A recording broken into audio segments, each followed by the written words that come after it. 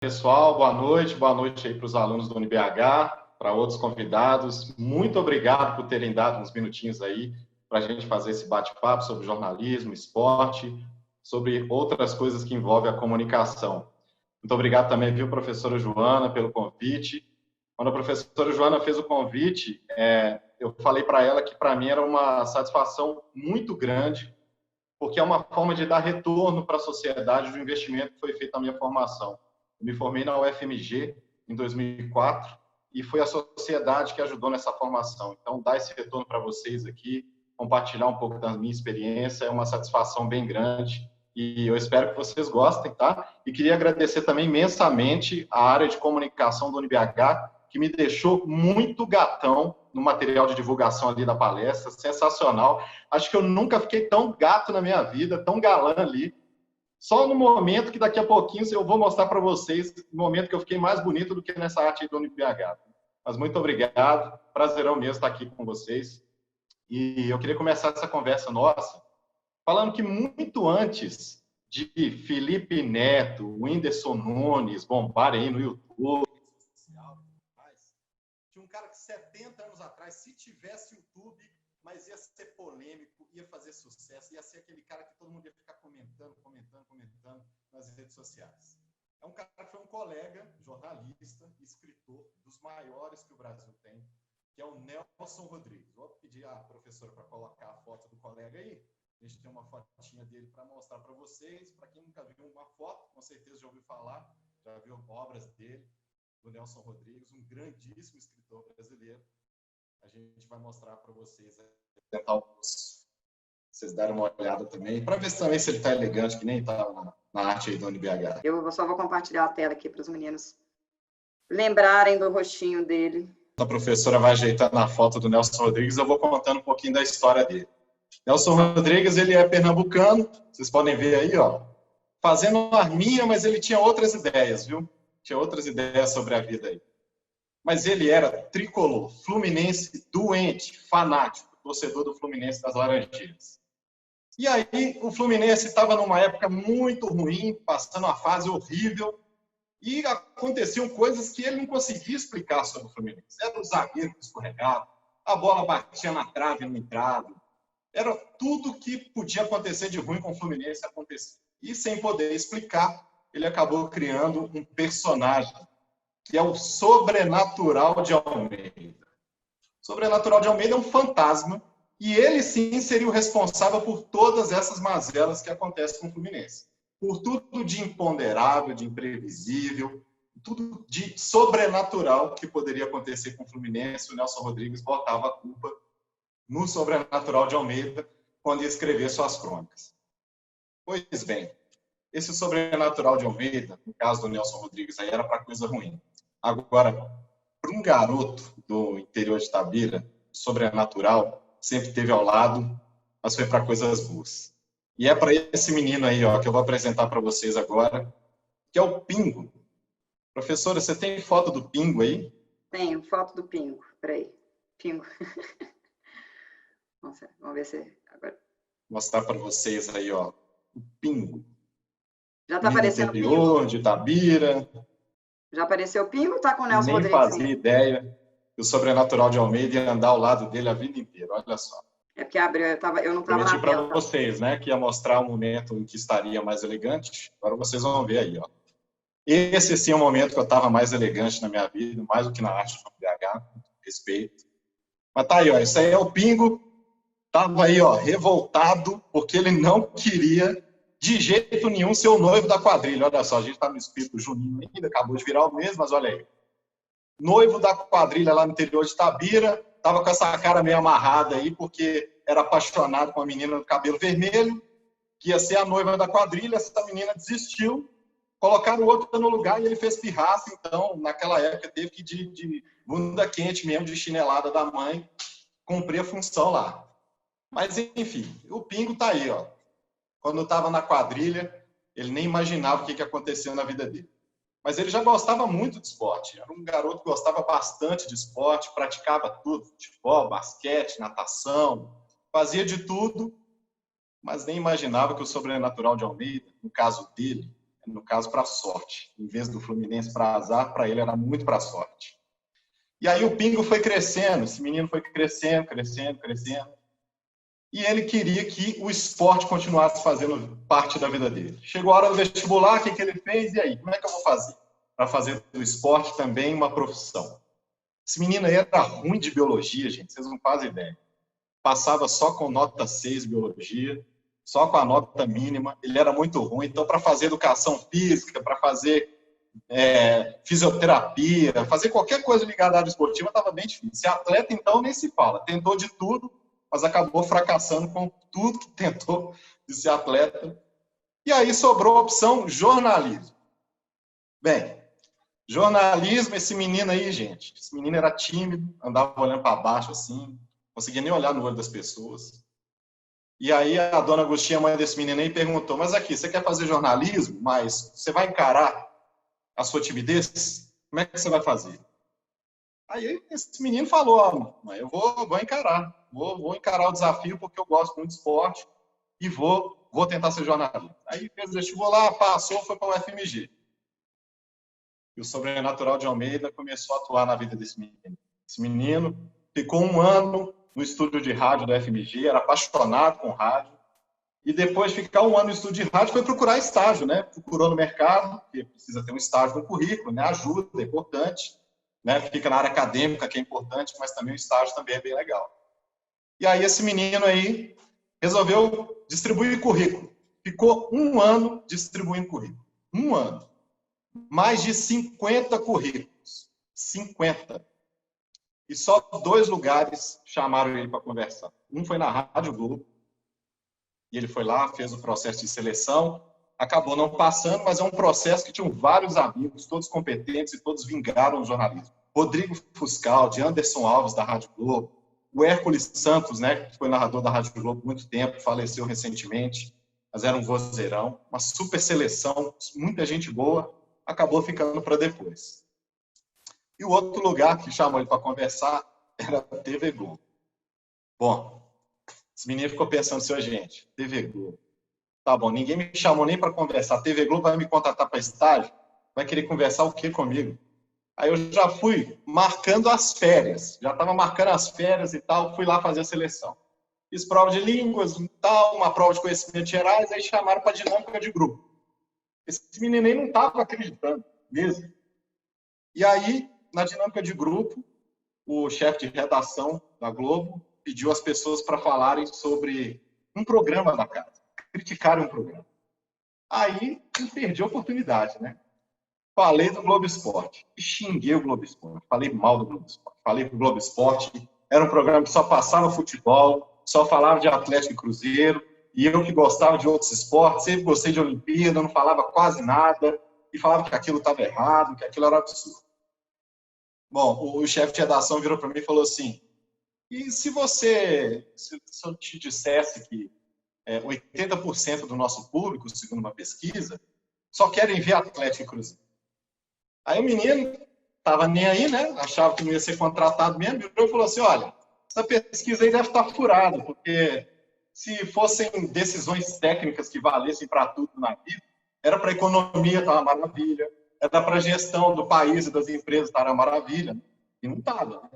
Isso aí era 2004, não estava.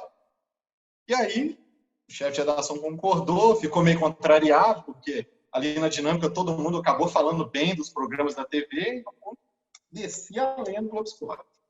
Aí, beleza.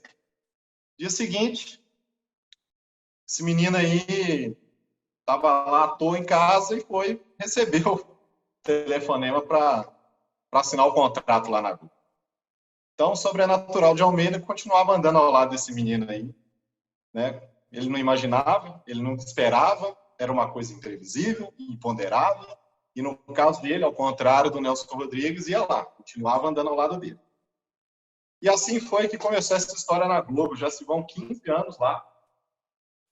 E eu comecei lá como estagiário do MG2, fazendo apuração, depois eu fui estagiário do esporte, e aí eu me formei para depois voltar para o jornalismo contratado na produção. Então, um menino que era tímido, e não esperava entrar em Globo, estava lá trabalhando em televisão, o meio mais difícil, né, para um tímido, talvez, né? Rádio é só voz, internet, impresso é só ali digitando e tudo mais. Agora, televisão, quando você olha para uma câmera, você olha para um monte de gente, né? A câmera tem esse poder de teletransporte, né? Então, estou eu lá trabalhando, o ex-tímido, trabalhando numa televisão. E assim foi. Mas nunca imaginei, nunca, esse pingo aí, nunca tinha imaginado que um dia ia ser jornalista ou de TV, e ainda mais repórter, não tinha como. Isso aí era inimaginável. Era o que o Nelson Rodrigues não conseguia imaginar, e para ele também era inalcançável. Mas o Sobrenatural de Almeida, invisível, um fantasma, ele estava sempre ali. E aí foi. Foram 1 ano e meio ali na produção, edição do jornalismo, depois na globominas.com, que é o embrião do que hoje a gente tem como G1 e globoesporte.com. Era um site que foi um teste e foi usado como uma versão beta aí dos portais grandes que a Globo tem hoje. E aí depois de 2 anos, aí eu fui para o esporte, aí fiz produção, fiz edição, fiz a coordenação do projeto da Copa do Mundo aqui em Belo Horizonte, a Copa de 2014. E aí, quando eu imaginava ali que ia ficar nisso, né, produção, edição, já tinha ido muito mais longe do que imaginava. Um dia eu estava vendo um jogo na televisão, e aí eu enxerguei esse jogo de um jeito diferente. E eu passei a enxergar ali uma possibilidade de viver aquele evento que estava passando na televisão de um jeito diferente. E viver à beira do campo, né, sentindo a emoção. Como é que deve ser a atmosfera de um estádio, né? Esporte, você pode vivê-lo de várias formas, né? Você pode ser um torcedor que vive aquilo com muita paixão, como atleta que vive com paixão, mas também de uma forma profissional, ou pode ser ali uma pessoa que trabalha com isso, no caso, um jornalista. E eu senti essa curiosidade, senti que fazer uma transmissão com conhecimento, com técnica, não ia ser uma coisa assim tão impossível, né? Bom, acabou que pedi ao chefe uma oportunidade, e aí o Sobrenatural de Almeida estava lá de novo para fazer o imponderável, o imprevisível virar realidade mais uma vez.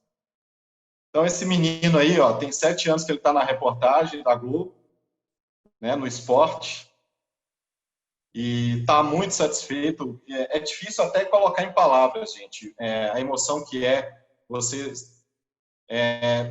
experimentar um evento, participar de um evento, contar uma história, estando ali, sentindo aquilo acontecendo ali, à beira do campo, ou de uma quadra, ou de uma piscina. É uma coisa realmente muito difícil. Mas foram inúmeras experiências. Acreditar nesse fantasma que fica andando ao lado ali, o Sobrenatural de Almeida, acabou valendo a pena. Acreditar no imprevisível acabou valendo a pena. Copa do Brasil, Campeonato Brasileiro, experiências assim que eu vou levar para a vida toda. Libertadores, Copa do Mundo, Olimpíada, Copa das Confederações, são experiências realmente que ficam para a vida. Assim. Só que o Sobrenatural de Almeida, ele continua caminhando ao lado, né? Ele continua ali, né, atuando, digamos assim. E ele propôs um novo desafio esse ano, quando veio a Covid-19, né? Quando veio a pandemia. E quando veio a pandemia, nós, jornalistas esportivos, eu, outros colegas da Globo, o esporte parou, cerca de 100 colegas na TV foram deslocados, oferecidos ao jornalismo geral, que é como nós do esporte chamamos o jornalismo, né? Jornalismo geral é tudo que não é esporte. E aí a gente foi ajudar na cobertura da pandemia. E aí foi um baita desafio, porque falando da produção de conteúdo agora, já faz um tempo que esporte e jornalismo geral, cada um foi para um lado, né? Cada um tomou um rumo. E foi bem interessante, porque o esporte está muito mais no campo da criação. Jornalismo geral e esporte sempre caminharam juntos ali, tendo a informação como insumo principal. Só que agora não, agora esporte ainda trabalha com informação, claro, mas ele trabalha de uma forma mais profunda a criatividade. Enquanto o jornalismo geral, ele trabalha mais a informação como insumo, usando a criatividade, às vezes, apenas como um pano de fundo, como busca de um formato, mas dentro de uma possibilidade menor de criatividade em relação ao esporte. Então, a gente que estava acostumado a fazer coisas que às vezes flertam com entretenimento, né, com a diversão, a gente se viu obrigado a se adaptar e a fazer a cobertura da pandemia, que para qualquer jornalista, mesmo os que estão acostumados a jornalismo geral, já é um baita desafio, já é uma situação muito difícil de ser trabalhada, mas para nós do esporte também foi um desafio muito grande. Está sendo um desafio muito grande. Tem 4 meses que eu estou na cobertura do jornalismo geral e a pandemia ela traz muitos desafios e traz também uma faceta da sociedade que fica muito escancarada ali com uma coisa muito difícil de lidar, né? Quem está no esporte lida muito com emoção, mas você lidar numa pandemia com morador de rua que está sem assistência, com hospital lotado, com clínica lotada, com ônibus lotado, colocando todo mundo em risco ali de contaminação, né? Realidade que às vezes fica longe de muita gente, mas ela está ali todos os dias e ela fica escancarada, fica muito escancarada. E aí você também se vê pelo lado do repórter, né? Tendo que cativar fontes em polícia, política, em hospital, na prefeitura, no governo do estado. Então tem esse desafio profissional também de você cultivar essas fontes para ter a melhor informação, para ter uma apuração mais refinada. Então é uma questão assim muito interessante esse desafio. E esse desafio traz uma satisfação que no esporte ela é diferente. Esporte também, gente, não é só ali o jogo, quem ganha, quem perde, torcida, quem leva, não é só isso. Esporte também, ele tem uma função social. Ele é entretenimento, ele é diversão, e isso é muito importante. Mas uma pandemia, o que ressalta é o essencial. E aí veio uma satisfação que eu também considero, assim, vejo a mão ali do Sobrenatural de Almeida colocando, que é você poder dar retorno mais claro para a sociedade de um serviço prestado. É você cobrar uma autoridade sobre um ônibus que não está circulando da forma adequada, é cobrar autoridade sobre o hospital que não está oferecendo leito suficiente, é cobrar governo que não está dando auxílio decente para as pessoas sobreviverem durante a pandemia, e tem muita gente precisando. Então você presta um serviço que fica mais palpável, você fica mais útil, se sente mais útil para a sociedade. E isso é um bem que o jornalismo carrega. Você pode fazer jornalismo por uma escolha pessoal, mas o seu trabalho, a essência dele e o produto dele é compartilhado por todos. Não importa se é cultura, se é política, se é economia, se é esporte, principalmente, né? Você está compartilhando ali um serviço que é um bem para todos. Na pandemia, tem os essenciais também, né? Então, o esporte acabou ficando de lado, a gente acabou parado ali por causa do esporte, né, que também parou, mas no jornalismo houve abrigo e houve essa satisfação que é muito grande. Se vocês me perguntarem, na hora do nosso bate-papo, assim, por que fazer jornalismo? Olha, essa sensação de você prestar serviço, ela é inigualável. Ela é uma coisa, assim, que é muito especial, muito mesmo. E é um baita desafio, um desafio que vale a pena encarar. E o Sobrenatural de Almeida continua atuando, não só na pandemia, né? Quando passar a pandemia, a gente volta para o esporte, volta a viver todas as coisas especiais. Mas o Sobrenatural de Almeida também trouxe uma coisa que esse pingo aí não imaginava de jeito nenhum. Quando vocês ligam a TV, acessam a internet, provavelmente vocês não veem muitas pessoas negras, né, trabalhando como jornalista, né? Desde o ano passado, quando aconteceu um caso de injúria racial de 2 torcedores do Atlético, num clássico contra o Cruzeiro, eles fizeram injúria racial contra um segurança do Mineirão negro. E esse caso teve uma repercussão muito grande. E eu lembro que no Redação Sport TV, no dia seguinte, estava o Júlio Oliveira, que é um narrador do Sport TV, que é negro, e ele estava na bancada ali, como sempre, Marcelo Barreto, mais 2 convidados ali. E aí perguntaram ao Júlio, né, o que ele teria a dizer sobre aquela situação toda da injúria racial. E o Júlio foi muito feliz ao lembrar que aquilo é uma questão estrutural da sociedade. Do mesmo jeito que você tem uma sociedade que é excludente socialmente, economicamente, né, com os pobres, que são a maioria no país, né, com as mulheres também no mercado de trabalho, também com os negros. E ele se virou para trás, assim, mostrou a relação e falou assim, olha só, Olha para essa redação. Apontou a redação da Globo.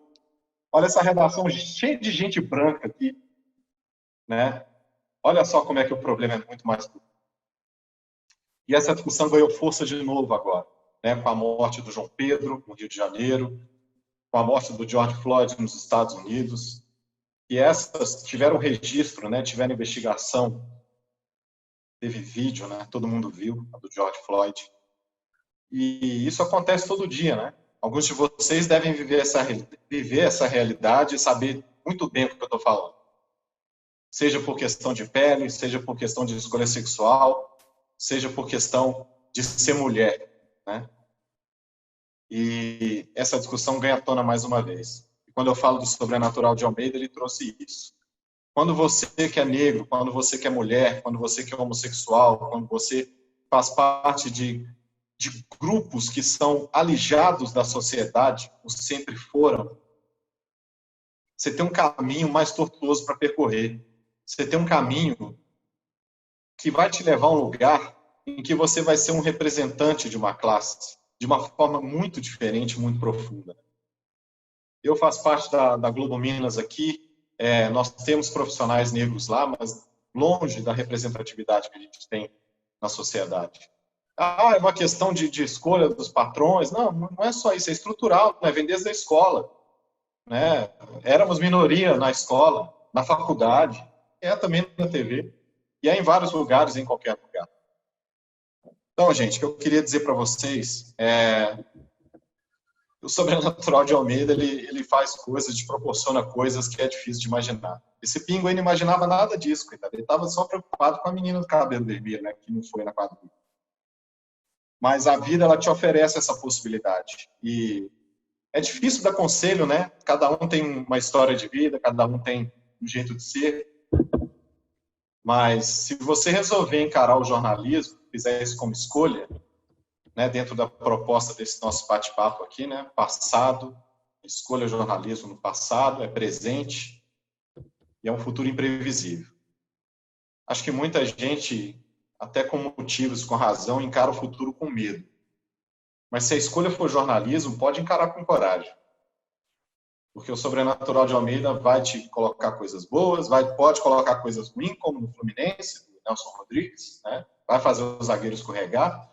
Os atleticanos aí vão se lembrar da final da Libertadores de 2013, né? Que um atacante do Olímpio, Ferreira, ele chegou a passar pelo Vitor, não tinha ninguém. Era ele e o gol. E na hora que ele foi chutar a bola, ele escorregou do nada. O Sobrenatural de Almeida estava ali. Fazendo ele escorregar. Os torcedores do Cruzeiro, final da Libertadores de 97. Para muita gente aí, tá muito antiga, né? Mas é só olhar. Chute do Elivelton aos 39 do segundo tempo. Chute de direito. O Elivelton é canhoto. E ele chutou de fora da área de direito. Um chute fraco. O goleiro ia fazer a defesa fácil e a bola passou. Então, o Nelson Rodrigues usava o Sobrenatural de Almeida para falar dessas coisas.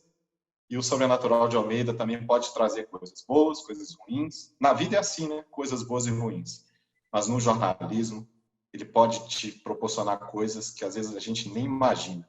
Quando é criança, quando está na faculdade, ou não imagina quando já é profissional. Digo isso para os meus colegas que já fizeram a escolha, que já exercem a profissão, mas a gente sabe que ela nos questiona também, né? Ela nos coloca em dúvida. Eu mesmo já fiquei em dúvida algumas vezes, né? Durante a faculdade, fui fazer economia. Cheguei a fazer 3 anos de ciências econômicas. Acabei não formando. O pessoal lá era muito sério, acho que não combinou muito bem. Mas pode proporcionar muitas coisas boas. O jornalismo é uma escolha muito digna. E a gente está precisando de bons jornalistas. Né? Olha só a que ponto chegamos em fake news. Olha só a que ponto chegamos com uma disputa política, com uma disputa de poder. E a gente precisa de gente que saiba fazer, produzir, contar a história e fazer informação de qualidade, informação confiável. Oi, gente, é isso que eu tinha para dizer. Muito obrigado e estou aberto a perguntas, contem sempre. É isso aí. Valeu demais. Tem pergunta, Leandro. Quer abrir o microfone, Leandro? Acho que você é o primeiro que falou.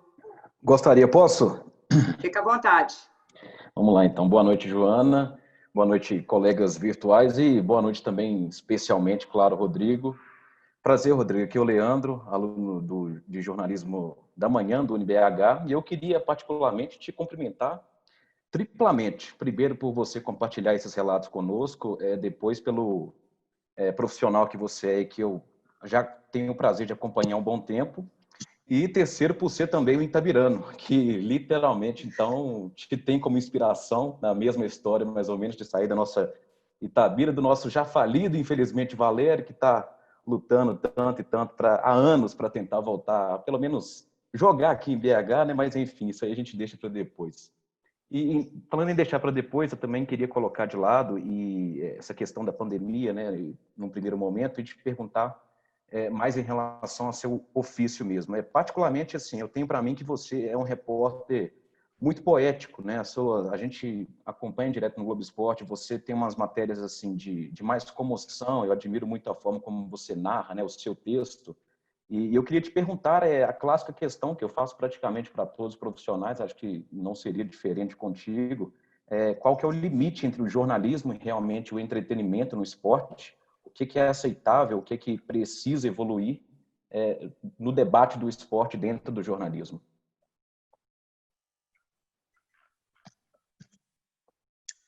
Oi, pessoal, vocês continuam me ouvindo bem? Sim.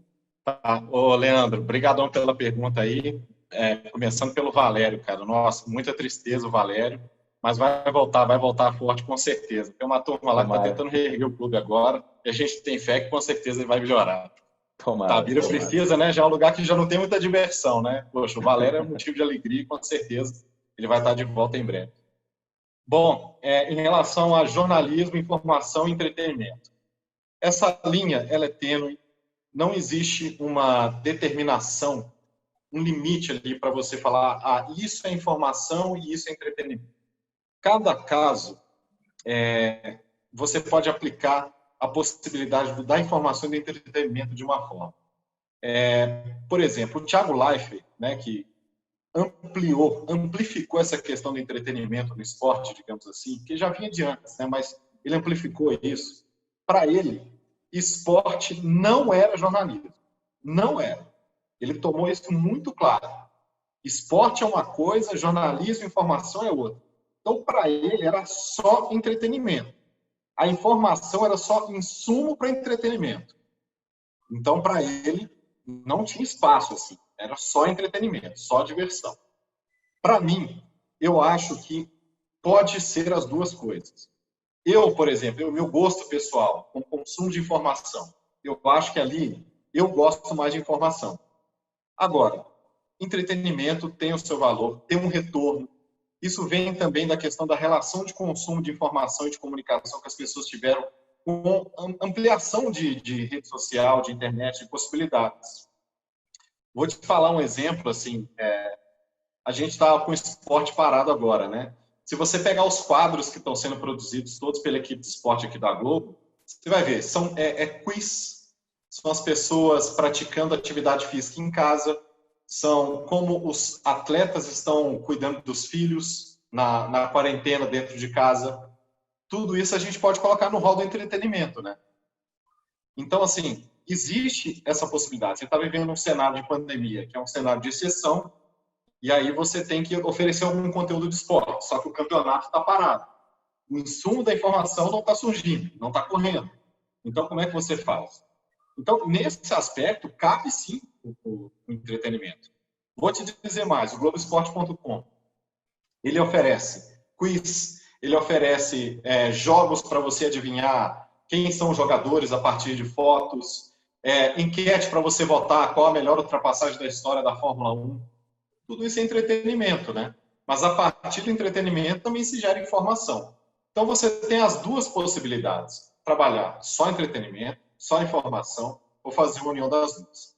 No caso das reportagens na televisão, isso varia muito de acordo com a pauta. Muito das decisões que a gente toma em relação a texto, em relação à produção da reportagem, elas consideram uma série de fatores.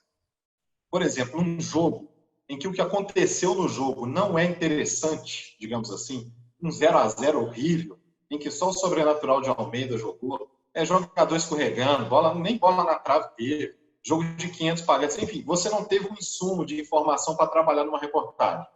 Então você tem que partir para algum entretenimento. Você busca um personagem engraçado que estava na arquibancada, alguém que cochilou, o jogo foi tão ruim que alguém dormiu na arquibancada. Então você vai explorar isso na reportagem. Ou você faz uma informação. Um jogo de 7 gols, por exemplo. Poxa, você tem muita informação para trabalhar. Então, a partir dessa questão, avaliando caso a caso, você vai trabalhando informação ou vai trabalhando entretenimento. Há espaço para os dois. No jornalismo de geral, você tem mais espaço só para informação. No esporte, não. No esporte, você tem espaço para os dois, mas essa é uma decisão que você vai tomando ali no dia a dia. Não tem regra, não. Vai muito do feeling mesmo. E a questão dos textos mais poéticos, assim, meus colegas lá ficam me enchendo a paciência lá, me zoando, falando que eu sou poeta, não sei o quê e tal, terra do Drummond e tal. Drummond, já ia falar. É só mesmo a tentativa de dar um capricho, assim, né? De você fazer a coisa de um jeito mais interessante. E aí você tem vários recursos. Pode ser uma imagem interessante, pode ser a informação em si. Né? Um jogo de 9 gols, poxa, já é interessante por si só. Ou às vezes ali no jogo de palavras, na escolha das palavras, você consegue fazer um conteúdo mais interessante. Beleza? Espero ter respondido aí. Respondeu sim. Beleza, Rodrigo. Obrigado. O Guilherme está de mão levantada, eu só vou passar aqui pelas mensagens do chat, antes de passar aqui a mão ou a palavra para o Guilherme, o áudio, né? Manu, no começo da apresentação, se apresentou aqui, Rodrigo. Prazer, sou Manu Garcia, formada em produção multimídia em Uberlândia, Minas Gerais. Que legal, alguém que não está em BH, muito legal. E ela fala assim, repórter esportiva e amante por comunicação. Obrigada pela oportunidade de aprender com um grande profissional. Isamara comentou, é poeta sim. Isamara, minha estagiária lá, favorita, lá do Globo Esporte, puxa saco para danar. Filha do Gilmar Fernandes, grande cinegrafista nosso lá também. A Isamara está no coração. Essa menina é uma menina boa para seguir, viu, gente? A Isamara Fernandes, pode procurar. Talento, na idade de vocês e está dando show. Ela já é jornalista, Isamara? A Isamara, sim, já é jornalista. Desde sempre, desde que nasceu. Desde que nasceu. Tem a mão levantada do Guilherme e tem uma pergunta do chat. Eu vou passar a palavra para o Guilherme, depois, Manu, eu vejo a sua intervenção aqui, tá bom? Guilherme? Pode ir pro chat, se você quiser. Não tem importância, não. Então, vou puxar a Manu aqui, tá? Rodrigo, tem uma pergunta. Tenho dificuldade de encontrar informação verídica para uma pauta. Por exemplo, preciso de informação sobre o time de vôlei da minha cidade. Onde busco? Procuro assessor de imprensa do clube? E agora, nessa pandemia que está tudo parado, como buscar aquela matéria bacana? Ainda sou nova no ramo. RS. Mais uma vez, obrigada por compartilhar seu conhecimento. Rolou uma timidez aqui também da Manu.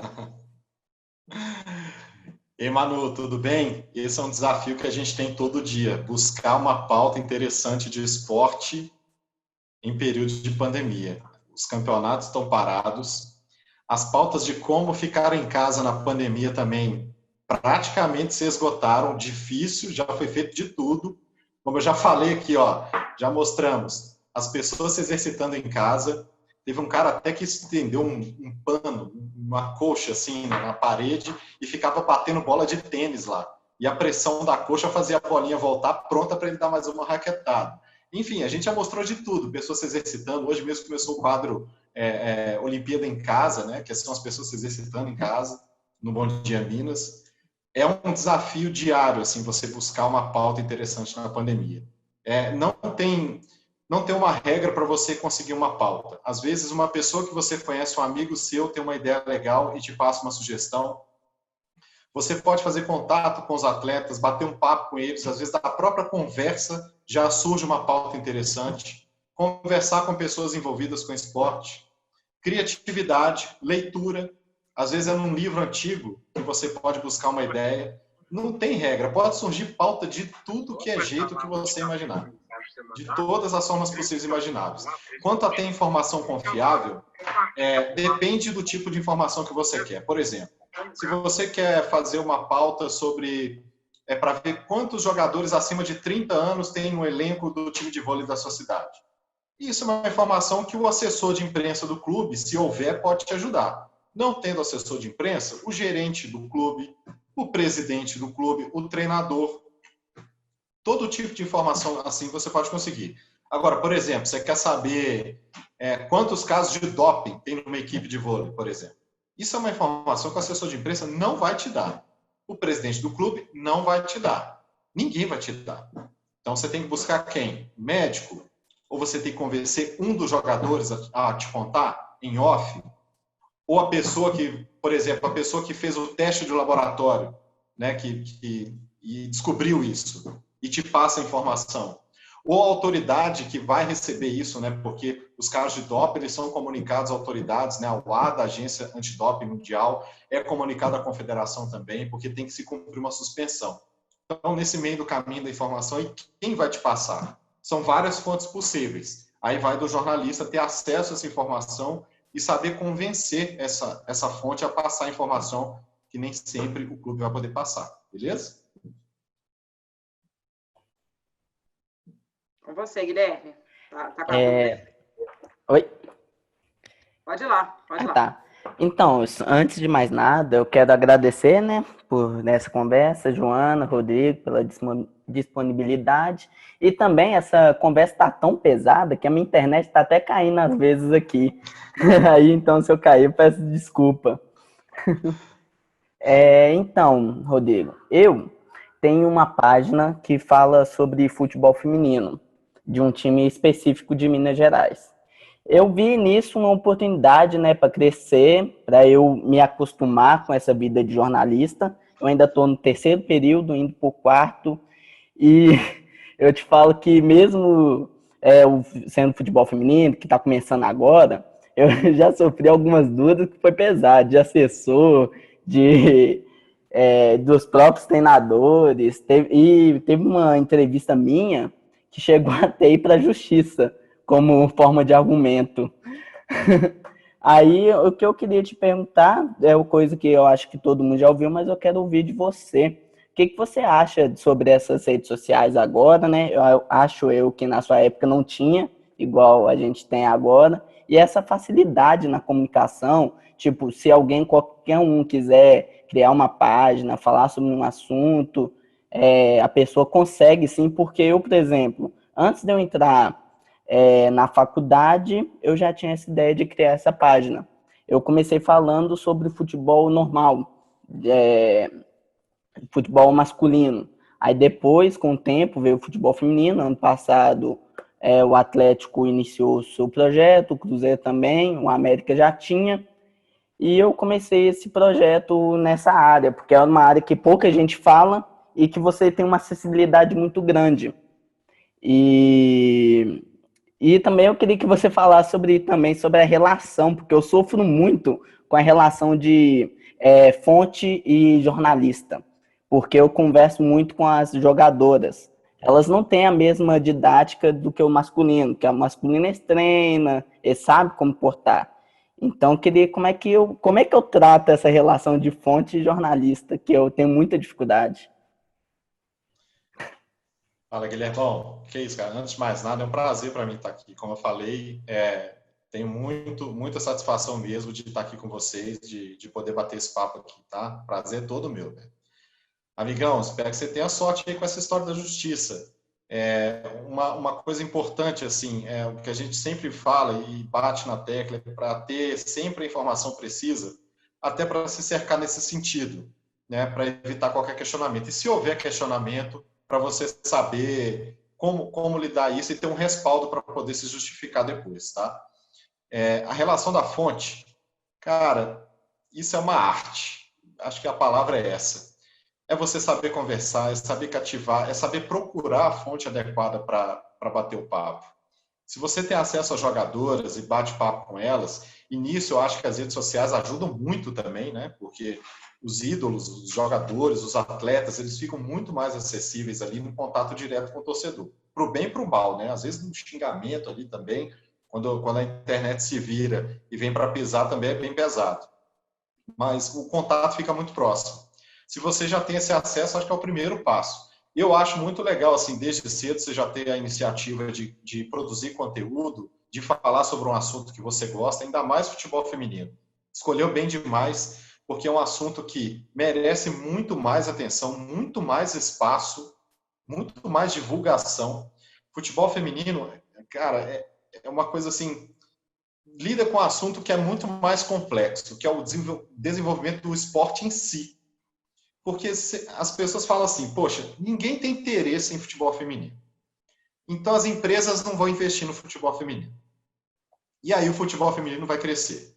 Então tem que partir de quem o interesse por futebol feminino crescer? Tem que começar onde esse ciclo de crescimento, de investimento e de desenvolvimento do futebol feminino? É com a imprensa mostrando?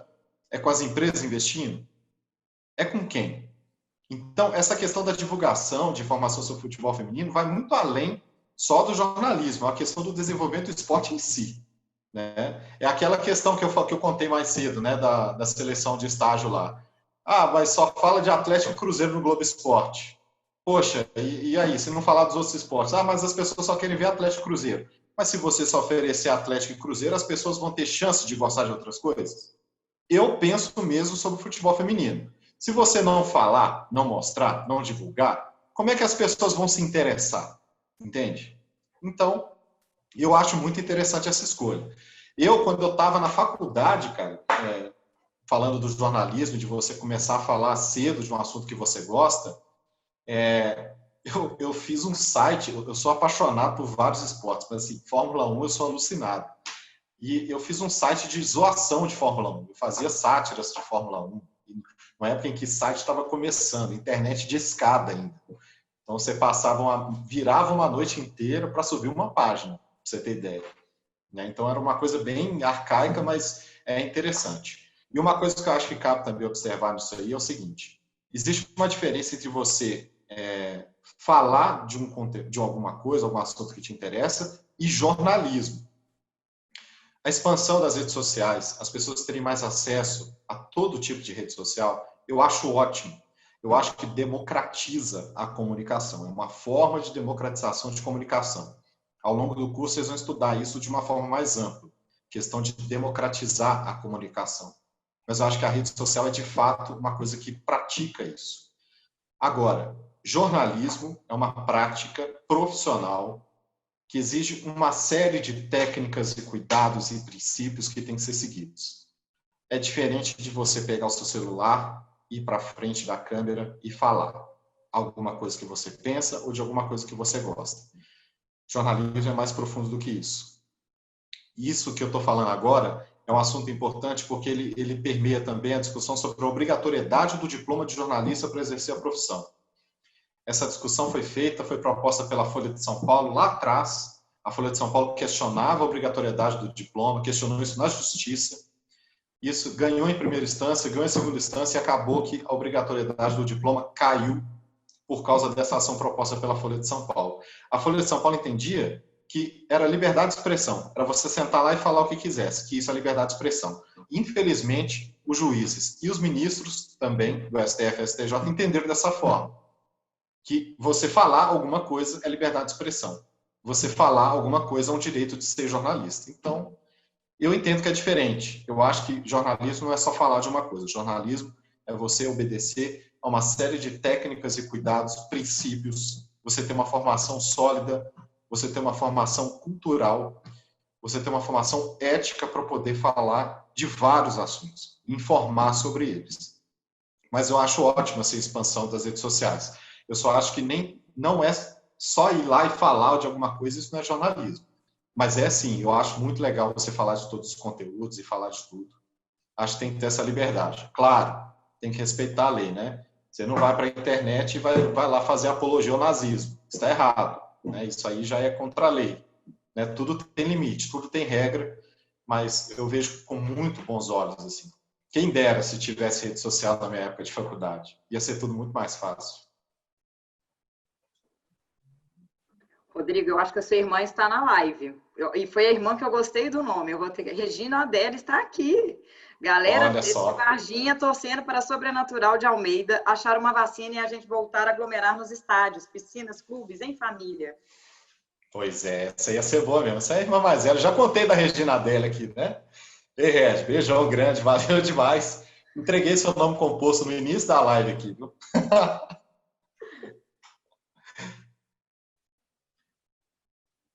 A Manu Garcia pergunta, qual é a sua opinião sobre o futebol amador?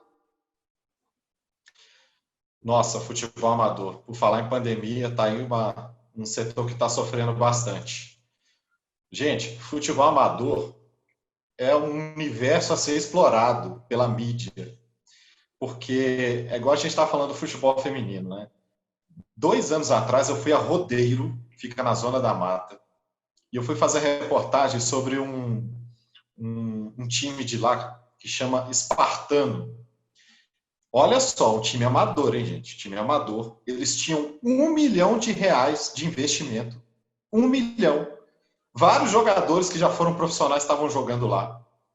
O campeonato, a liga regional lá da Zona da Mata é gigantesca, movimenta todas as cidades. E esse time, o Espartano, eles reformaram o estádio. A cidade tem 7 mil habitantes e 3.500 pessoas iam a todos os jogos, lotavam o estádio. Torcida igual do Boca Juniors. Fumaça, bandeira, faixa, fazendo bagunça. O time era um fenômeno assim, na cidade, na região também. Então, daí, ali, foi só um exemplo de como o futebol amador é importante localmente, mas as pessoas às vezes não têm ideia porque também não tem divulgação. Eu acho sensacional. Lá em Itabira também tem liga regional, todas as cidades têm liga regional. Aqui em Betim tem uma liga regional com 100 clubes, 5 mil jogadores inscritos. Eles têm tribunal de justiça desportiva próprio, eles têm sistema de internet para cadastrar os jogadores. É grandioso o futebol amador. Infelizmente está sofrendo com a pandemia. Mas eu acho sensacional. Fora a Copa Itatiaia, né? Que é o maior torneio amador que tem no Brasil. Sem falar da Copa Itatiaia. Sem falar do Corujão, que é um torneio que a Globo já promoveu. Né? Esse ano, por causa da pandemia, não pôde ter. Mas o futebol amador, assim, ele é futebol de essência. Né? E sem falar da contribuição que, eventualmente, ele dá para o futebol profissional. Vide Bruno Henrique, né? Que até os 18 anos jogava a Copa Itatiaia. O Guilherme está esclarecendo aqui, só justificando. No caso, usaram a minha reportagem uma audiência. Ele morre de rir. Não fui eu quem fui processado. Usaram, então, como prova, né? Ah, sim. Uhum. Ah, melhor. Não, é para mostrar mais uma vez a importância, né, do nosso trabalho em si. Tipo, usar uma reportagem para alegar uma defesa, por exemplo. Uma fala que eu fiz, uma entrevista com a fala de uma pessoa, só que na audiência ela estava falando outra coisa. Aí usou a entrevista como prova. Entendi. Isso acontece o tempo todo, viu, Guilherme? Você, desculpa, eu não tinha entendido aquela hora. Achei que era contra você, mas que bom, que bom. Isso acontece toda hora. Inclusive, no jornalismo geral, várias notícias que saem nos jornais, nos sites, na TV, elas se tornam notícias crime no Ministério Público e são investigadas depois. Muita investigação que o jornalista faz é insumo para a investigação que a polícia e o Ministério Público fazem.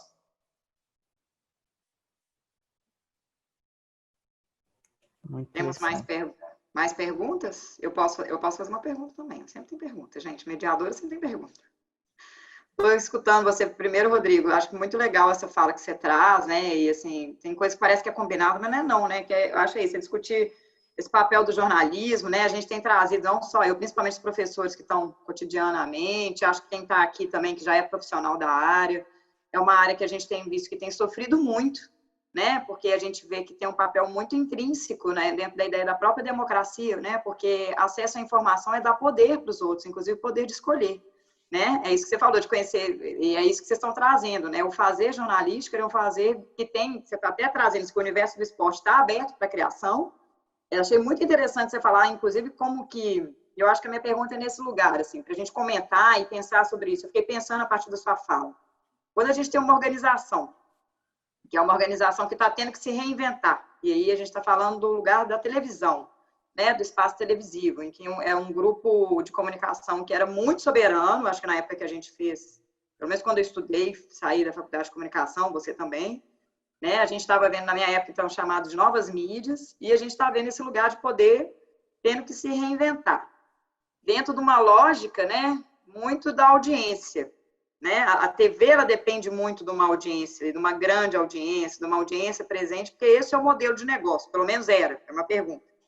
Né? Quando a gente vê hoje que a TV uma mídia que está tendo que se repensar, né?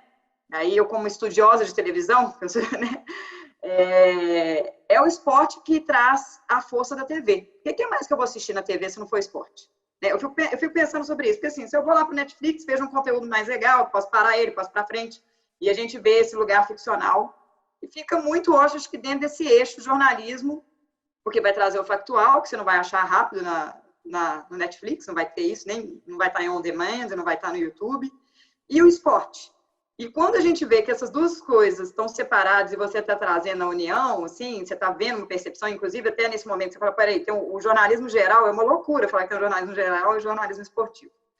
A pergunta mesmo, Rodrigo, é meio de alguém que está dentro desse processo, sendo testemunha dessa mudança dentro dessa empresa, vendo que esse digital está entrando, né, e falando de um lugar que está tendo que ser mais ficcional, não sei, ou factual, como é que é esse jogo? E aí, como é que isso impacta no fazer jornalístico? Eu acho que aí a gente traz aqui para o curso, né? Porque a pergunta é meio nesse lugar. Como você vê esse processo? Uma pergunta e a outra assim, e como que foi sair desse lugar do jornalismo esportivo, que já está permeando para esse lugar da ficção, da poesia, né? Para o jornalismo geral, né?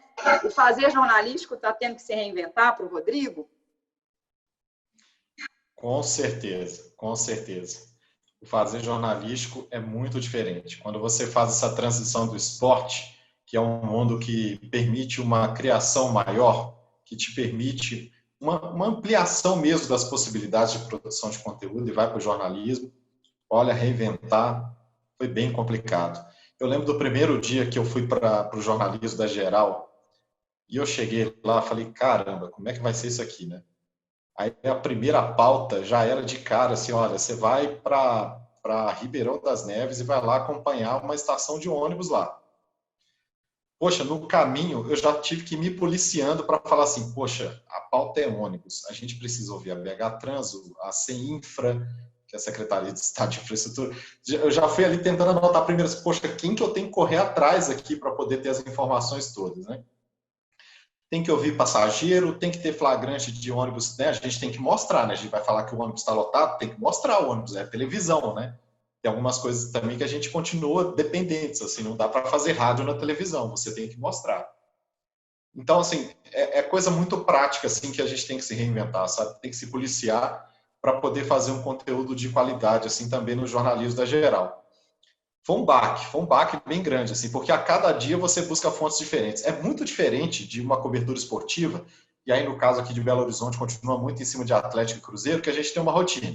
Você vai para o centro de treinamento, chega lá, você tem a entrevista coletiva de um jogador, que você já vai saber quem é.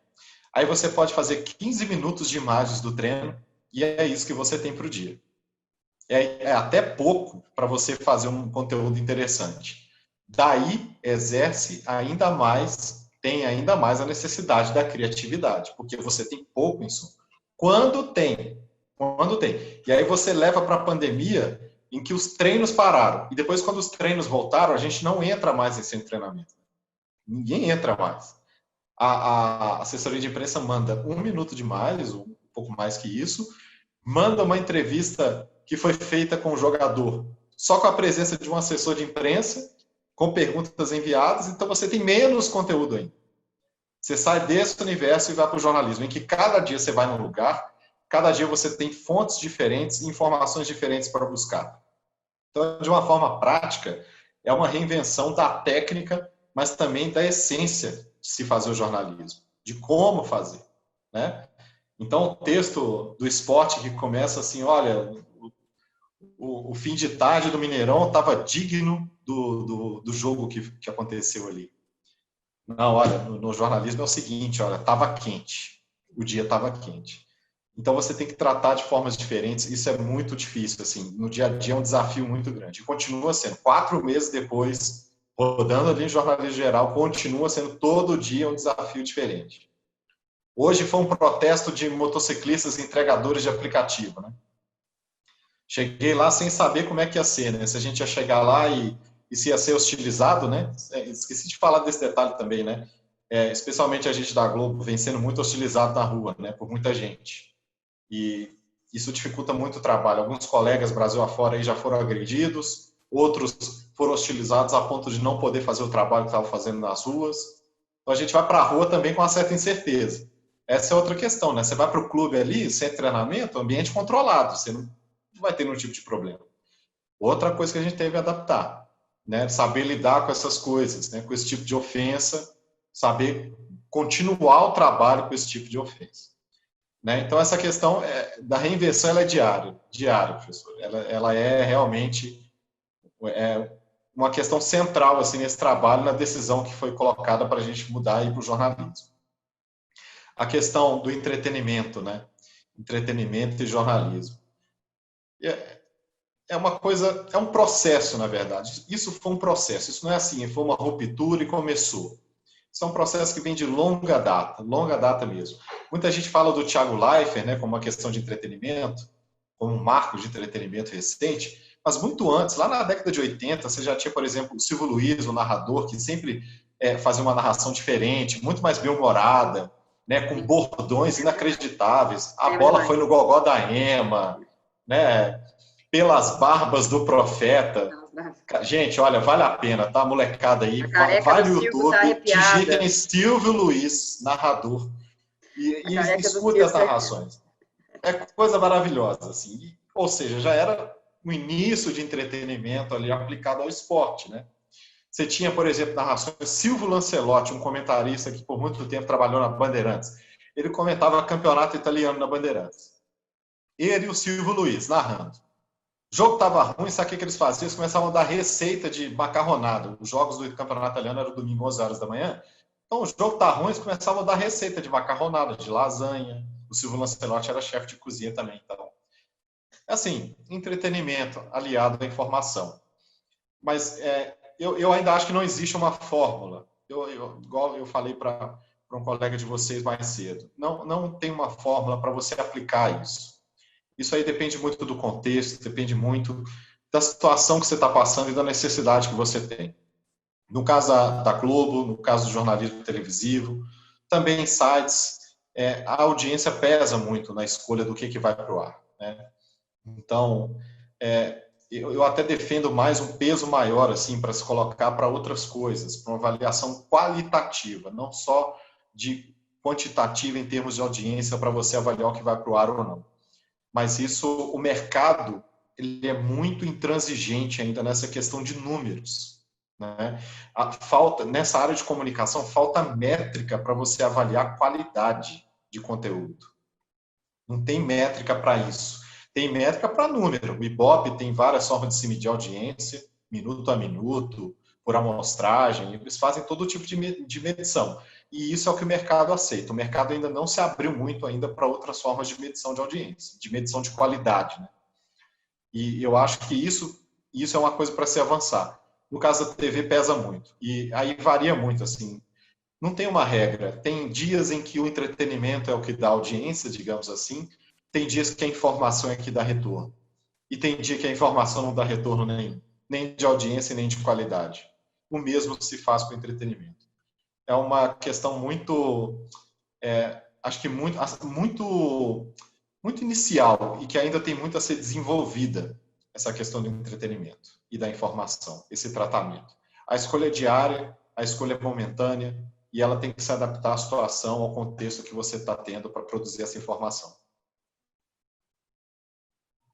Rodrigo, tem duas perguntas, elas são meio pontuais. Eu vou fazer as duas, aí você vê. O Guilherme pergunta, Rodrigo, você aprendeu mais na faculdade ou fora da faculdade? E aí eu já vou emendar a pergunta da Isamara também, que aí acho que as duas dá para você segurar aí. Como você passou pela transição de sair da produção para chegar à reportagem? Então, eu queria devolver a pergunta para o Guilherme. Queria te ouvir primeiro. Beleza. Eu acho que eu acho que eu posso até falar bem isso, porque, como eu disse, eu comecei minha página antes de eu entrar na faculdade.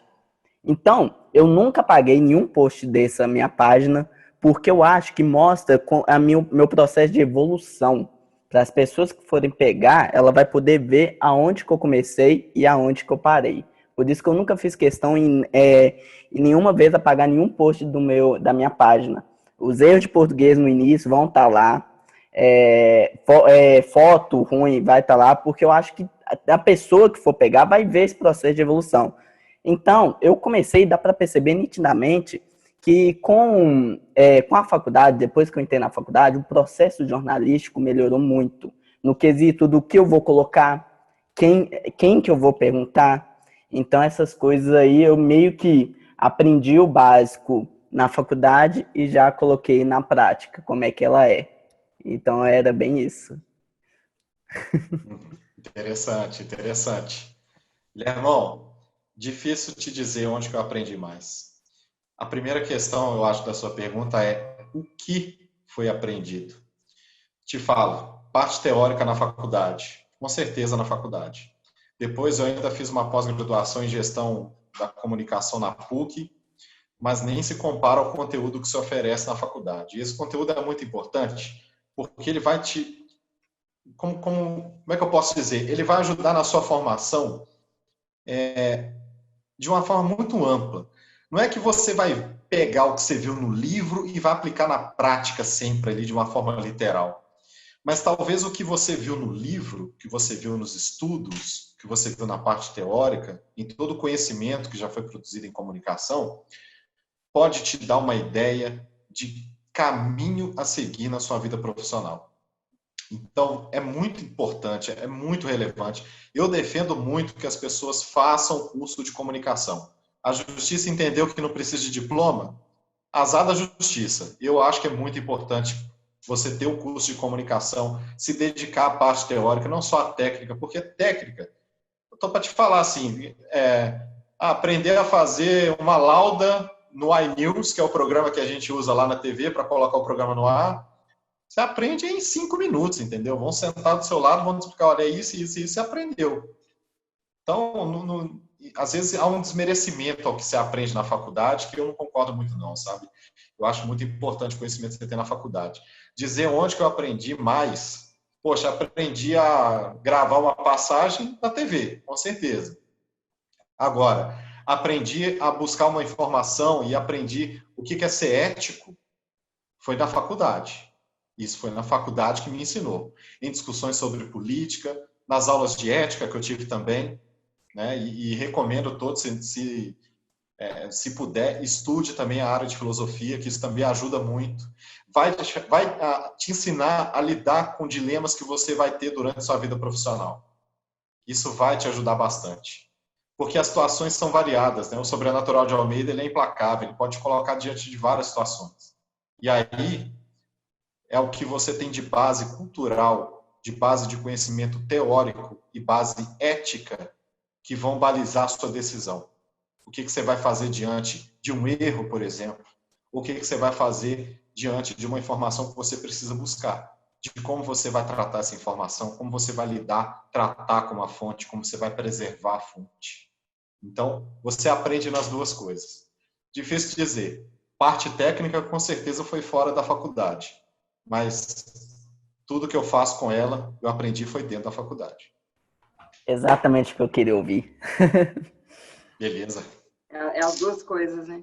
A Isamara, então, estava perguntando como é que foi sair da produção para virar repórter. E depois o Douglas fez uma pergunta aqui no chat. Ô, gente, eu até vou fazer uma pergunta aqui que eu estou pensando. Essa coisa de derrubar a necessidade do diploma de jornalismo, ela não tinha sido revogada agora, recentemente? Porque lá atrás eles derrubaram essa necessidade. Estou procurando. A última informação que eu tive é que estava tramitando um projeto. Para que fosse obrigado de novo a ter o diploma de jornalista. Tá. Porque eu falei, não teve uma história recente, tá? Voltando. Então, pergunta da Isamara, vamos lá.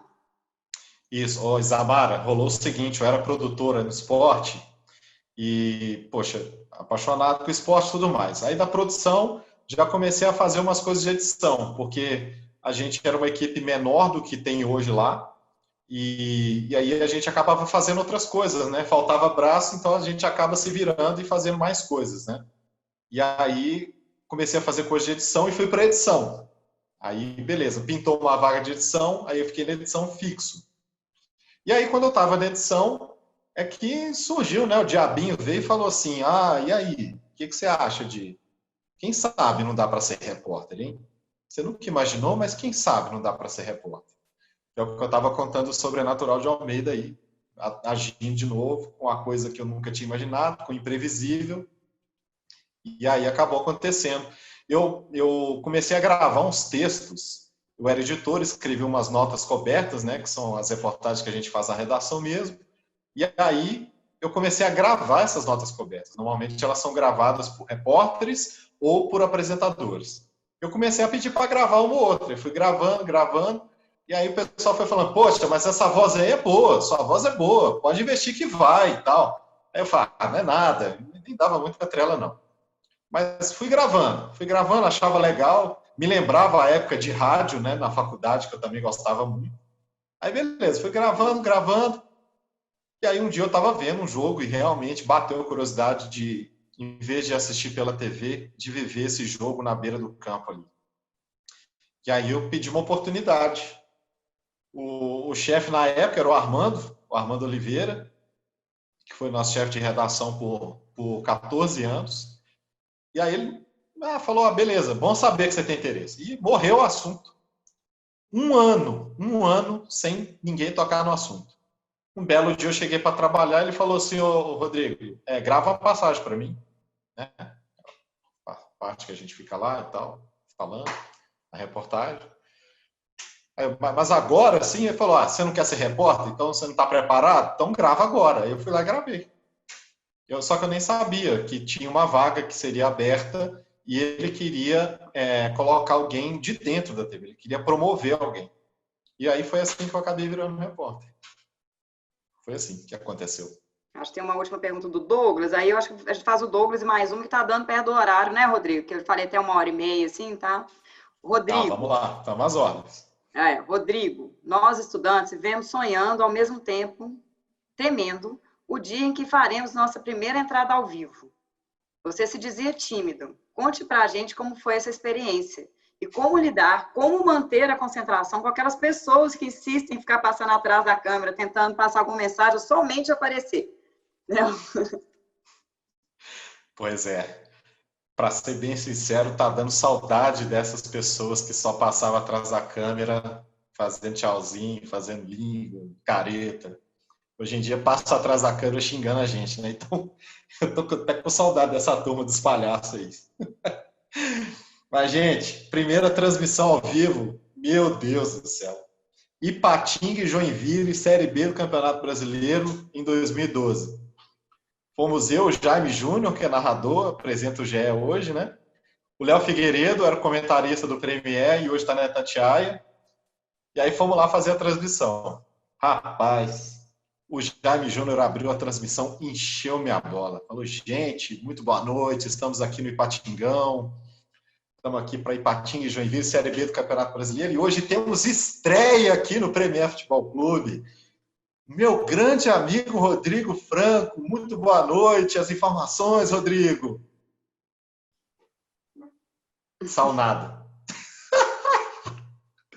Não saiu nada, deu um branco gigante, uns 10 segundos assim, ó. E agora? E agora? E agora? Travei. E aí, o Jaime voltou e falou assim, mas o Rodrigo agora vai pegar um ar. E agora sim, vai lá, Rodrigo. Aí comecei a falar, e fui falando e foi embora. Mas, assim, é uma adrenalina sensacional. Depois que você acostuma, você passa até a gostar de ficar nervoso no vivo. A entrada ao vivo ela é diferente. Ela dá uma adrenalina muito boa, é muito legal, é bem interessante. Agora, para lidar com essas questões assim de gente passando, de barulho, isso a gente tem que lidar todo dia. E é um exercício de concentração. É você realmente focar na informação que você tem que dar, no que você tem que fazer, e esquecer o que está ao redor, porque realmente é uma coisa que pode incomodar, tirar a atenção e atrapalhar a entrada, sim. Mas isso com o tempo, fazendo, você se acostuma e você aprende a lidar com as adversidades todas. E vai fazendo legal, sim. É questão de treino. Quem pensa em fazer televisão, quem pensa em fazer, investir mesmo, né, em lives de internet, em conteúdo para internet, eu acho que vale muito praticar. Treinar mesmo em casa, é só treinar mesmo. Treinando, que se aprende e se faz. E se errar é grave, Rodrigo? Se der aquela errada, como é que é isso? Assim, que às vezes, né? Gente, errar já foi um crime na televisão. Errar era uma coisa assim, nossa senhora, coisa inadmissível. Você dá uma gaguejada, dá um branco. Gente, hoje em dia, errou, ó, respira. Ô, gente, ó, o que eu queria falar era isso e tal, tal, tal, tal. Deu uma informação errada, pede desculpa, corrige a informação. Sabe, é o digno de se fazer, é o mínimo a se fazer. Essa informação está errada, você vai lá e corrige, pede desculpa e conserta da melhor forma possível. Agora, gente, hoje em dia o erro é natural, tá? Até o William Bonner, que é o cara mais sério que eu já vi, muito sério. Hoje em dia ele mesmo leva os erros de uma forma mais leve e assim fica muito melhor para todo mundo. Acho que para quem está em casa, que enxerga que ali não tem um robô, ali tem um ser humano que vai errar também, né? E para o próprio jornalista, né, que acaba também ficando mais humanizado ali, menos robô. Eu acho que só tem a ganhar você tratar com naturalidade. Não é não tratar com seriedade os erros têm que ser corrigidos. Mas você tratar com naturalidade, ter jogo de cintura para fazer uma correção que é pertinente, eu acho que você ganha muito. Estamos aqui com, acho que, 2 participações no chat. Lohane, estou no jornalismo independente por 2 motivos. Primeiro, porque sempre quis ajudar a comunidade onde moro, de alguma forma, e descobri como ajudar no meio jornalístico. E segundo, porque as empresas exigiam uma experiência que eu não tinha. Só o diploma não foi suficiente. Hoje faço o que amo na minha página. Ela que tem a página, mas não consigo pagar as contas no final do mês. Rodrigo, você tem alguma dica para jornalistas independentes? Ô, Lohane, olha, parabéns pela iniciativa. Jornalismo independente é um baita desafio e é um grande desafio muito por causa da questão de se manter de financiamento. A gente tem grandes agências trabalhando no Brasil, né, independentes também, Spotlight, Pública, enfim, que já tem dificuldade para se manter. Eu imagino como é que está a situação para você que tem um jornalismo independente ali local. Eu acho que você deve investir até quando você puder.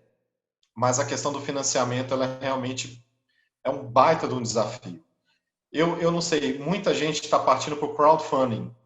Eu acho que pode ser uma solução para você, que é você buscar financiamento na internet, fazer vaquinha mesmo na internet para financiar seus projetos. Explicar o que é o seu projeto. Muito importante quando você vai buscar esse tipo de recurso é o seguinte, é você deixar claro o projeto, né, saber divulgar o seu projeto e muito importante também é prestar conta, né, para você ter credibilidade. Eu imagino que está difícil, imagino mesmo, não está fácil para ninguém. Grandes corporações estão sofrendo, a Globo está sofrendo, a Record está sofrendo, né? Imagino como é que estão as agências pequenas. Mas eu acho que você deve investir sim, até quando você puder, enquanto você puder.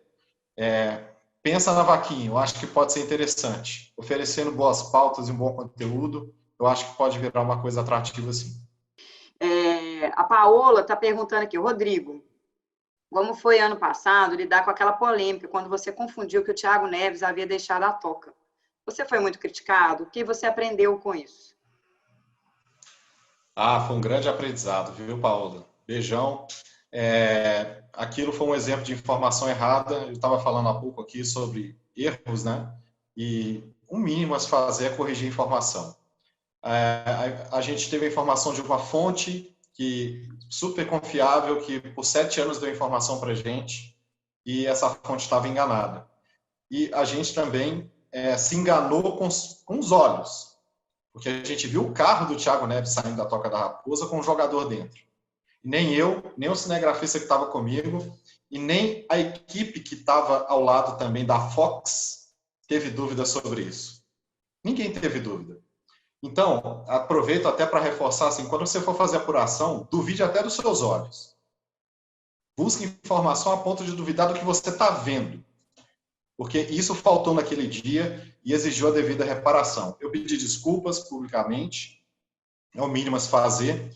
Pedi desculpa pessoalmente ao Thiago Neves, mas ele teve uma postura, realmente foi muito agressiva.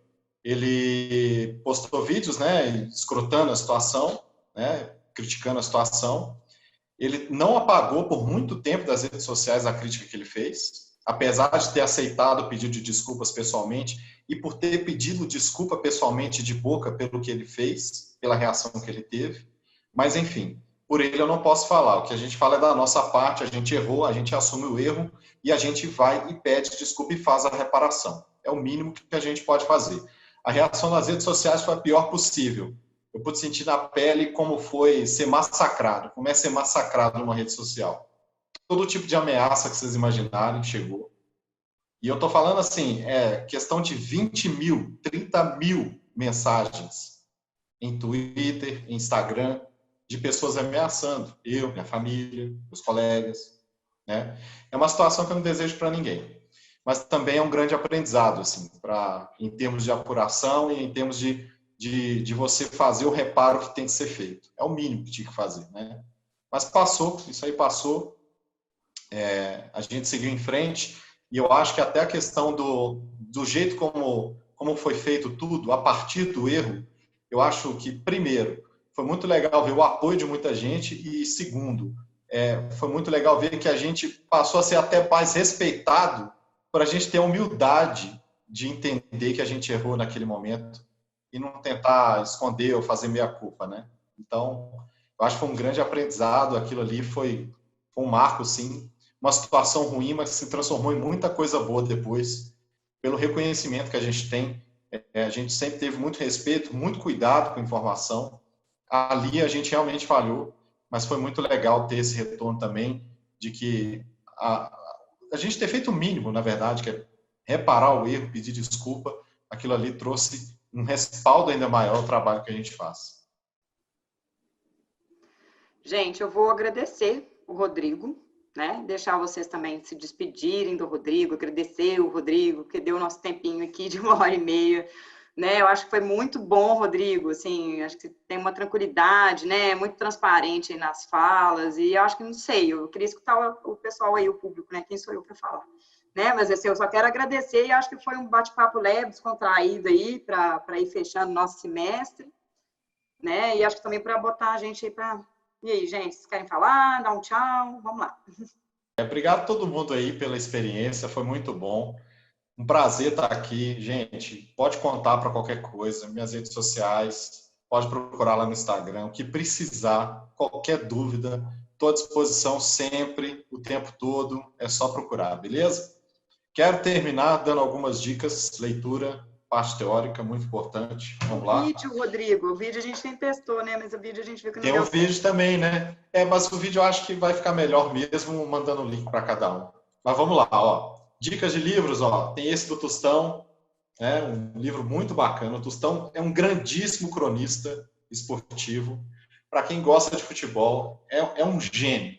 Tem que ler, porque ele consegue fazer você entender o futebol a partir do que se vive no cotidiano, na vida. Assim. É um profundo conhecedor. Tempos Vividos, Sonhados e Perdidos, um olhar sobre o futebol. Esse livro aqui, maravilhoso. Quem quiser emprestado, me fala que eu empresto, sem problema. Falei do Nelson Rodrigues mais cedo, olha só. Tem crônicas dele, ele escreve sobre tudo, né? Profundo conhecedor do ser humano, mas escreveu sobre futebol, crônicas, foi um grandíssimo jornalista esportivo também.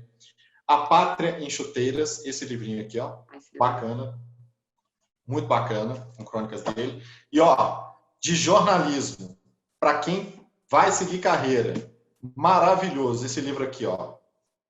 Brasil Sem Retoque, do Carlos Chagas. Esse aqui é o volume 1, são 2 volumes. A história do jornalismo desde a chegada da família real ao Brasil, desde o início, contado através dos jornais, uma grande pesquisa com jornais antigos que o Carlos Chagas fez. Vale muito a pena. E para quem gosta de história, isso aqui é uma obra-prima. Tá? Também tem para emprestar, quem quiser é só falar, tá bom? E deixo com vocês também, gente, reforço, a gente está precisando de bons jornalistas, vamos lá, vamos seguir em frente, tá? Deem uma chance ao Sobrenatural de Almeida, vai que ele tem uma coisa boa para todo mundo aí, tá? E eu falo para você poder viver coisas, ter o prazer, o privilégio de contar histórias como a do link da reportagem que a professora vai encaminhar para vocês aí, tá bom? Todo mundo que foi aqui, todo mundo entrou aqui, está inscrito, né, no evento do Simpla, eu mando. É, Pessoal, obrigada, boa noite. valeu demais, obrigado, pessoal. Prazerão, contem sempre, viu? Obrigado, professora, mais uma vez. Obrigado, Almir, pela oportunidade, viu?